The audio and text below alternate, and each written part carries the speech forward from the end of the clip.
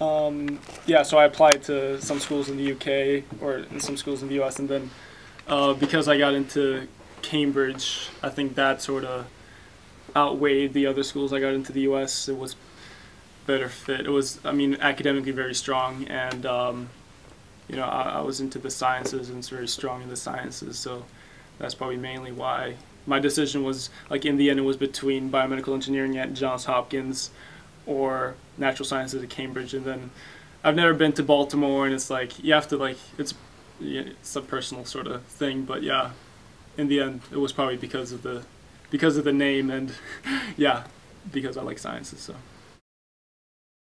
yeah, so like I was just researching schools through UCAS, and then Cambridge is, I mean, it's a pretty well-known school, sort of popped out. Yeah, so that's, I mean, most people have heard about Cambridge, and yeah, so that's probably how I got to know about it. Not for my course specifically. I know, like, people that do math specifically at Cambridge have to do like something called the STEM or whatever, but I didn't have to do that. I just wrote my personal statement, sent the UCAS application, and then I did a test when I went there for my interview. So I had 2 interviews, and then afterwards I did a 1-hour test, which is specific for my course, which was that I got 6 questions all relating to, like, biology. Then I had 1 hour to answer one of these questions. So yeah, that was pretty much it. So nothing really standardized, no. Okay, yeah. So I would say, like, at Cambridge and Oxford, the interview is very, very important. Like, even if you have the top grades, if you don't have a good interview, like, it can hurt you and, like, make you not get a place. So, like, they asked me, I remember one question was, like, you get, like, before you got, like, some results from, like, an experiment or something with, like, a graph, and then you get to look at it, and then, like, you, like, scribbled some notes. You go into the interview, they ask you some questions about it. So what, like, they ask me, what is this? And then there was, like, 2 different, like, fish or whatever. So it's all pertaining to biology, obviously. So it's nothing, like, nothing else. So they asked me, like, why is there a difference between these 2 fish in this regard? I don't want to get into any details, but yeah, so stuff like that, and, like, there were many examples of that.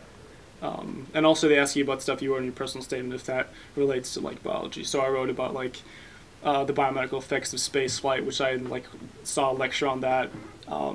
So yeah, we discussed that, and yeah, general just biology stuff, sciencey stuff.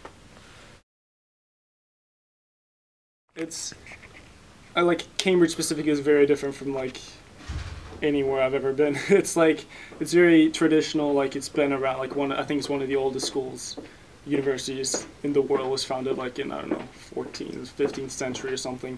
And it's like, it's very different from Sweden.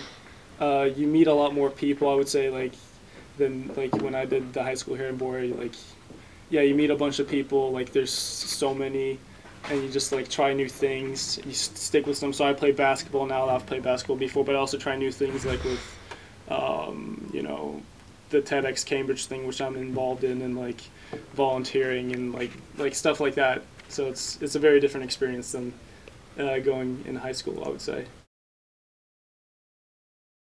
I was a bit, yeah, I'm happy now, but it's like, because I would say I'm pretty diverse in, like, academically, and now I'm just doing sciences, and I would say, like, I still enjoy sciences, just, like, I would like to branch out, so I, like, go to a lot of society events and, like, other societies, not only science, to, like, diversify, which is also an option. So I mean, they have everything for any sort of person, so it's, yeah, I would say it suits me very well.